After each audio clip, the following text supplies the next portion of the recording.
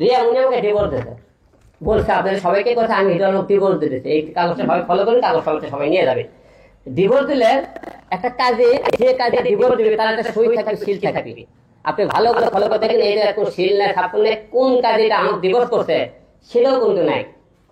তাহলে এই কাগজটা দেখেন, এই জায়গায় দেখেন ম্যাক্স ও বিমনি করে ডিভোর্স করছে ইতিকে, দেখেন কি সে সিল আছে, স্বাক্ষর আছে, কোন তারিখে কি করে সবকিছু লেখা আছে কিন্তু।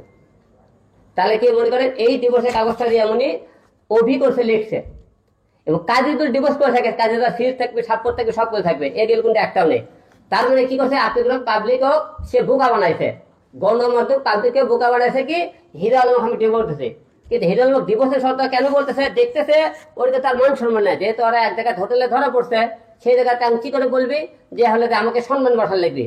আর ওই ছেলে দেখছে বারবার ইতিকে আনার চেষ্টা করতে, তখন ইতিকে আনতে পারতেছে না, সে বারবার খালি রিয়ার দিকে আসতেছে, রিয়ার দিকে আসতেছে, যাতে রিয়া যদি ডিভোর্স করাতে পারে। আমি তো ওকে আটকাতে পারবো না যে তুমি কেন ডিভোর্স দাও।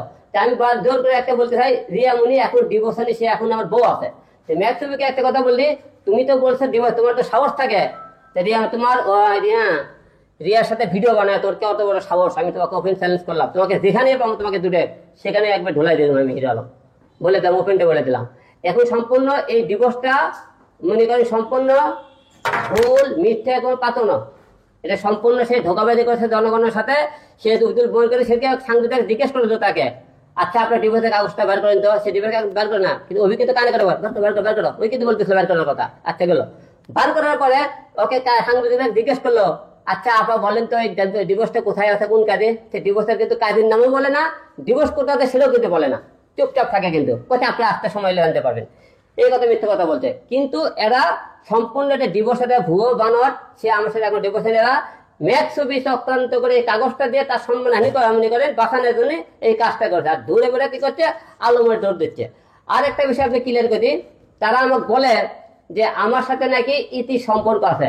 আমি আপনাকে ক্লিয়ার করে দিচ্ছি, ইতির সাথে আমার কোনো রকম সম্পর্ক নাই। এবং ভবিষ্যতে যে মনে করেন আমরা আপনি গণমাধ্যমে ক্লিয়ার করছি, ইতির সাথে হয়তো আরো মনে করছে ইতিকে আমি বিয়ে করবো, আপনারা কোনগুলো ইতির সাথে বিয়ে হয় গণমাধ্যমে আমাকে বলবেন যে আপনি বলছে বিয়ে করবেন না, বিয়ে করলেন কে, ইতির সাথে ইয়ে করবো, জীবনও তার সাথে বিয়ে সম্পর্ক নেই।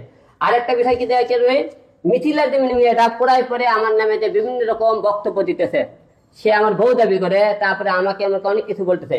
আমার কথা মিথিলা যদি আদৌ তারপর তো বউ দাবি করে করছে, সে এখনো কিন্তু কে বিয়ে তখন দেন, সে পরে কি করছে, ধর্ষণ মামলা আমার নামে দিচ্ছে, মামলা কোর্টে চলতেছে।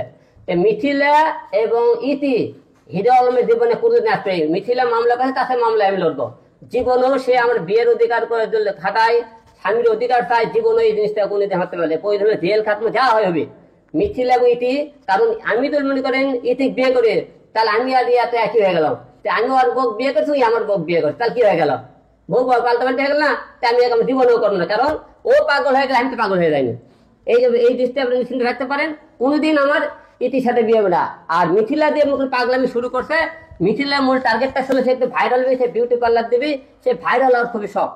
সে দেখবে না হিরো আলমকে যারাই নেগেটিভ কথা বলছে, হিরো আলম উল্টো পাল্টা বলছে, তারাই ভাইরাল হচ্ছে। হিরো আলম কথা বলছে ভাইরাল হয়, সে মিথিলার মূল টার্গেট সে ভাইরাল হতে চায়, সে উপরে উঠতে চায়, এটার মূল টার্গেট। তার সাথে মনে করছে বিয়ে সম্পর্কে দিয়ে কথা বলতে পারে, বিয়ে কাগজ থেকে আদৌ আপনি পূরণ করতে পারেনি, বিয়ে জীবনে তার সাথে হবে না। এবং স্বামীর দাবি যা করতেছে জীবনে স্বামীর দাবি জীবনে পাবি না, সেটা আপনাকে বলতে মিথিলা ইতি হিরো আলমের জীবনে কোনোদিন বউয়ের দাবি পাবি না এবং বিয়েও করবি না, আপনার নিশ্চিন্ত থাকেন।